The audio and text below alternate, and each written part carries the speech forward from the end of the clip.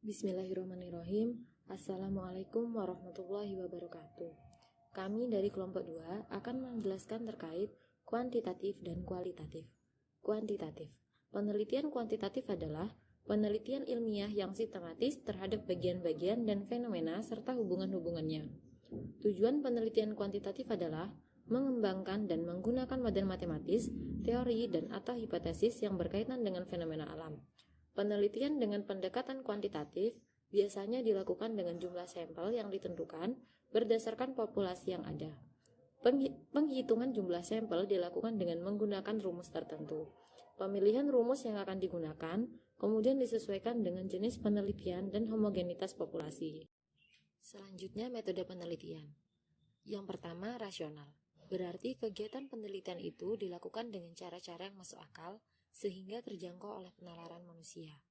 Yang kedua, empiris, yang mana cara-cara yang dilakukan itu dapat diamati oleh indera manusia, sehingga orang lain dapat mengamati dan mengetahui cara-cara yang digunakan. Atau, bedakan cara-cara yang tidak ilmiah, misalnya mencari anak yang hilang saat memanjat gunung, atau ingin mencari mobil yang hilang datang ke paranormal, atau ingin menjadi kepala sekolah, datang ke dukun, dan sejenisnya. Yang ketiga, sistematis, artinya proses yang digunakan dalam penelitian itu menggunakan langkah-langkah tertentu yang bersifat logis. Tujuan penelitian. Pertama, penemuan berarti data yang diperoleh dari penelitian tersebut adalah data yang sebelumnya belum pernah diketahui atau data baru. Kedua, pembuktian berarti data yang diperoleh tersebut digunakan untuk membuktikan dugaan sementara dari penelitian tersebut. Ketiga, pengembangan berarti memberikan informasi baru dari hasil penelitian yang telah dilakukan untuk memperluas ilmu pengetahuan yang telah ada. Kemudian, dalam penelitian kuantitatif, mengukur variabel merupakan indikator utama untuk mengukur. 1. Penelitian eksploratif. Penelitian eksploratif merupakan sarana yang efektif untuk memberikan gambaran keadaan sosial tertentu. Meskipun demikian, para peneliti yang bertujuan untuk melakukan pembuktian hipotesis penelitian eksploratif bukan merupakan sarana yang tepat, karena kecenderungan pada penelitian eksploratif hanya mendeskripsikan kecenderungan satu variabel, tanpa mempertimbangkan atau mengontrol variabel lainnya. Kedua, penelitian kausal. Meskipun ada salah satu bentuk penelitian yang didesain untuk menjelaskan hubungan antar variabel, tetapi kesimpulannya bersifat kausal tidak bisa didasarkan pada simplicity.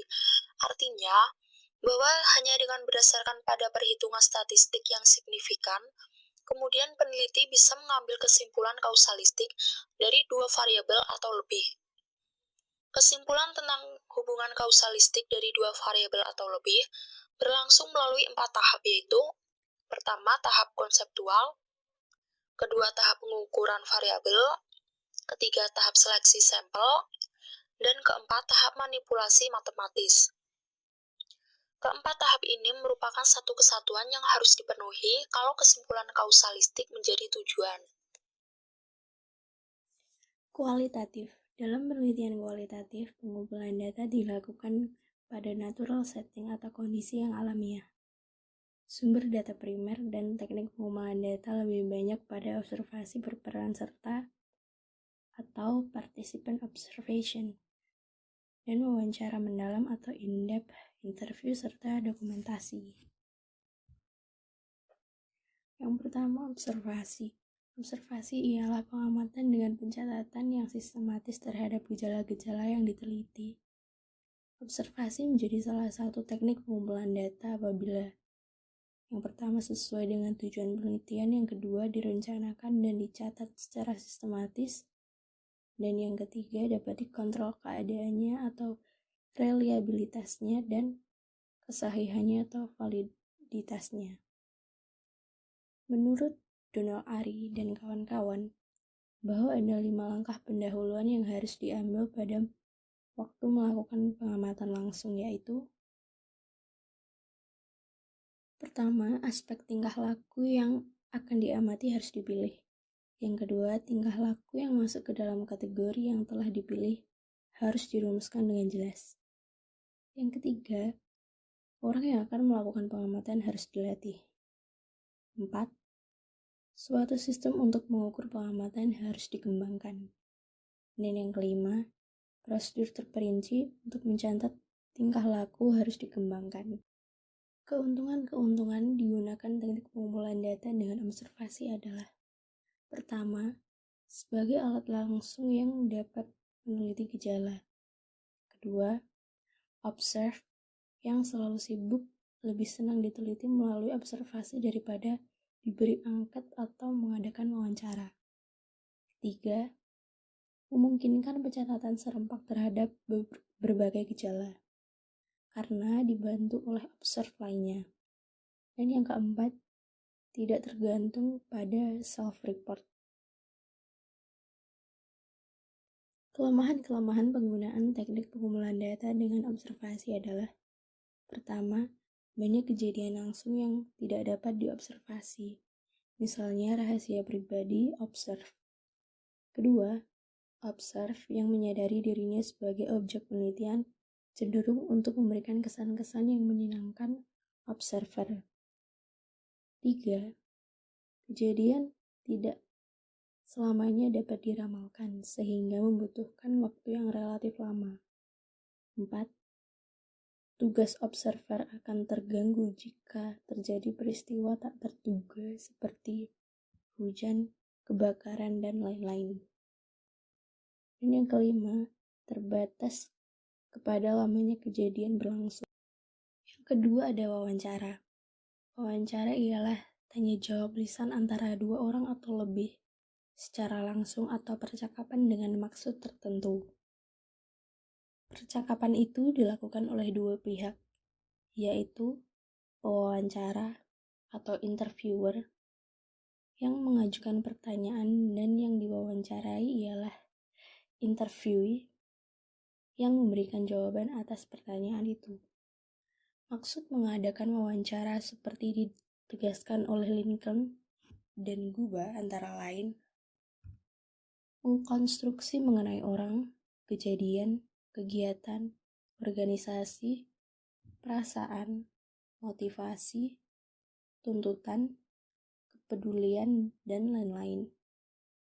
Wawancara berguna untuk mendapatkan data di tangan pertama atau primer sebagai pelengkap teknik pengumpulan lainnya dan menguji hasil pengumpulan data lainnya. Jenis wawancara ada dua, yaitu tak terpimpin dan terpimpin. Wawancara tak terpimpin adalah wawancara yang tidak terarah. Kelemahannya ialah tidak efisien waktu, biaya, dan tenaga. Keuntungannya ialah cocok untuk penelitian pendahuluan, tidak memerlukan keterampilan bertanya, dan dapat memelihara kewajaran suasana. Wawancara terpimpin ialah tanya jawab yang terarah untuk mengumpulkan data-data relevan saja. Kelemahan teknik ini antara lain kesan-kesan seperti angkat yang diucapkan, suasana menjadi kaku dan formal.